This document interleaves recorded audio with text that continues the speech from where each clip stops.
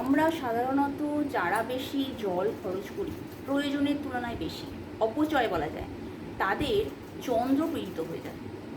জাতচক্রে যদি চন্দ্র ভালো থাকে, যদি অপচয় করা হয়, চন্দ্র পীড়িত হয়, বা যাদের পীড়িত চন্দ্র আছে তাদের প্রবণতা থাকে জল অপচয় করা। দেখবেন কেউ কেউ আছে অপ্রয়োজনীয় জল খরচ করে, নল খুলে রাখে, সর্বদা জল পড়ে যাচ্ছে, কোনো প্রয়োজন নেই কিন্তু জল পড়ে যাচ্ছে। এরা কি করছে? নিজেদেরই ক্ষতি করছে। তোমরা নিজেদেরই ক্ষতি করছো। তোমাদের মন সর্বদা মানে দুঃখে থাকবে, তোমরা সব কিছু পাবে কিন্তু মনে হয় একটা সর্বদা একটা কষ্ট, একটা টেনশন, অন্যের ইমোশনকে তোমরা যথেষ্ট সম্মান করবে না, বা তোমাদের ইমোশনকে অন্য কেউ বুঝতে চেষ্টা করবে না। তোমরা নিজেদের এই সমস্যাগুলো নিজেদের তৈরি করে নিচ্ছ। তো প্রয়োজনীয় অতিরিক্ত জল খরচ করো না, জলকে সঞ্চয় করো, মানে যতটা প্রয়োজন ততটাই খরচ করো।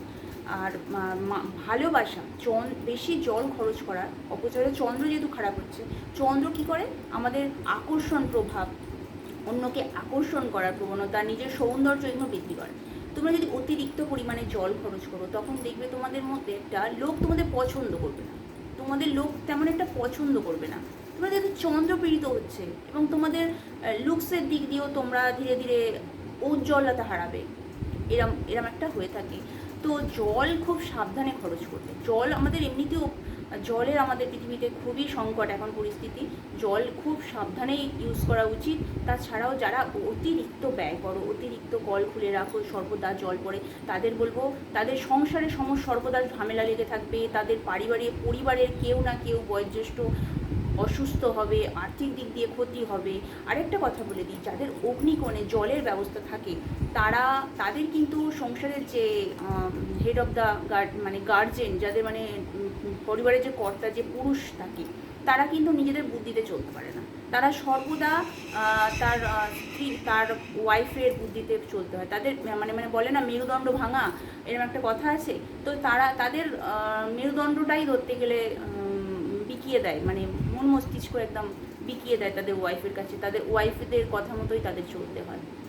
তো তোমাদের অনুরোধ, তোমরা প্রয়োজনে অতিরিক্ত জল ইউজ করো না, যতটা প্রয়োজন ততটাই জল ইউজ করো। একজন আছে স্নানে অতিরিক্ত জল খরচ করে, স্নান করছে কিন্তু প্রচুর পরিমাণে জল খরচ করে, কিন্তু ওরা বুঝতে পারছে না ওদের স্কিনটা, সায়েন্স সব, অ্যাস্ট্রোলজি মানেই সায়েন্স ছাড়া অ্যাস্ট্রোলজি আর সায়েন্স কিন্তু একই জিনিস। এবার যেভাবে নেবে, তোমাদের মনে হতে পারে যে এটা অ্যাস্ট্রোলজি কুসংস্কার, কিন্তু না, অ্যাস্ট্রোলজি হচ্ছে সায়েন্স। তোমরা যদি অতিরিক্ত জল ইউজ করো, তোমরা সায়েন্সেও দেখবে অতিরিক্ত স্নানে জল ইউজ করা মানে তোমাদের স্কিন কিন্তু ধীরে ধীরে খারাপ হতে থাকবে, ড্রাই হতে থাকবে, তোমাদের বয়সের তুলনায় বেশি বৃদ্ধ লাগবে। তো জলের সমস্যা কমাতে বা তোমাদের নিজেদের চন্দ্র ঠিক রাখতে জল অবশ্যই সাশ্রয় করো, এবং প্রয়োজন অতিরিক্ত জল খরচ করো না। নলকূপ থেকে অপ্রয়োজনীয় জল পড়ে যেতে দিও না। সবাই ভালো থাকো। আমার এই ভিডিওটা যদি তোমাদের মানে কী বলবো, আমার এই ভিডিওটা যদি তোমাদের মনে হয় যে না, এটা ভালো একটা মানুষের কাছে প্রচারের দরকার, তবে একটু শেয়ার করে দিও। তুমিও ভালো থাকো, এবং আরও মানুষ, আমাদের সমাজের আরও মানুষ যাতে ভালো থাকে সেই ব্যবস্থাটা তোমরা করো। খুব ভালো থাকো।